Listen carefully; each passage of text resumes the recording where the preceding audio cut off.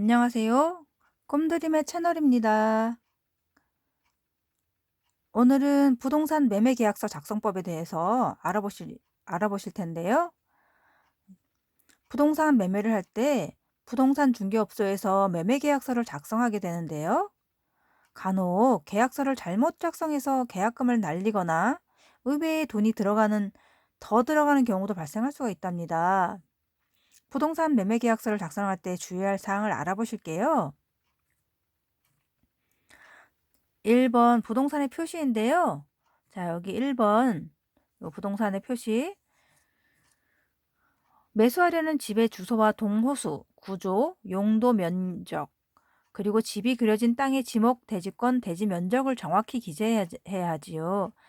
여기서 주의할 점은 주소와 동호수, 구조 등을 기재할 때 등기사항 전부 증명서가 아니라 건축물 대장의 내용을 참조해야 한다는 것이랍니다.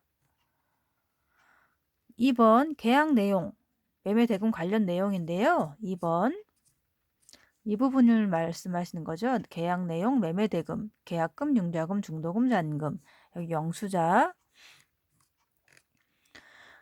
매매 대금, 계약금, 융자금, 임대 보증금, 중도금, 잔금의 액수와 지급 및 승계하는 날을 기재하는 것이지요. 특히 잔금 지급일은 한 달 이상 여유 있게 잡는 것이 좋아요. 참고로 계약금 기재란 우측에 영수자 이름을 기재하고 도장을 찍는 공란이 있는데요.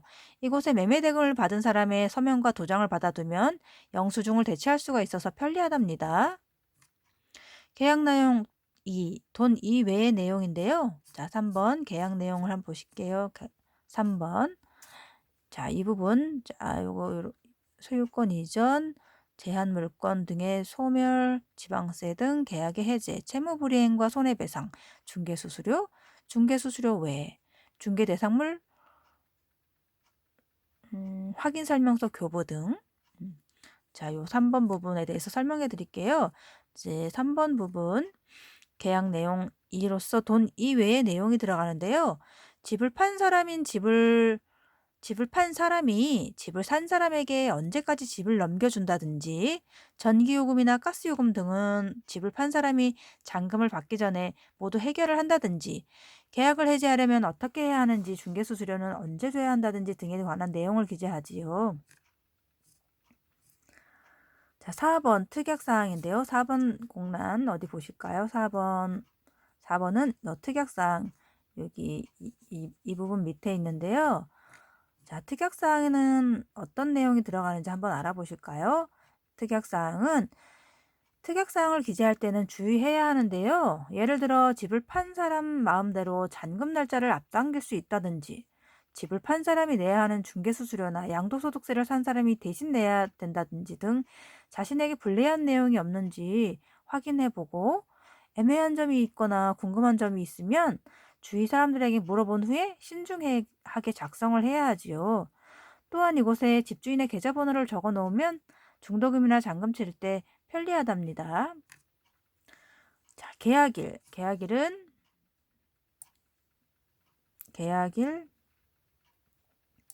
이 부분인데요. 자, 계약일 5번. 계약일에는 실제로 계약한 날을 기재하는 것이지요. 여기에 기재된 날이 바로 계약일이랍니다. 자, 6번 집을 산 사람, 중개업자의 주소, 연락처, 주민등록번호. 자, 한번 보실게요. 6번 위치는 이곳이지요. 6번 매도인, 매수인, 중개업자. 6번의 내용, 어떤 내용 들어가는지. 자, 집을 판 사람, 매도인, 산 사람, 매수인, 중개업자의 주소, 연락처, 주민등록번호.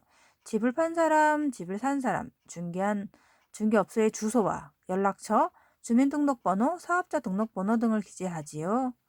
집주인의 연락처를 기재할 때는 집 전화번호나 휴대전화번호 중 하나만 적지 말고 되도록이면 집 전화와 휴대전화 번호 두 가지를 모두 적는 것이 안전하답니다.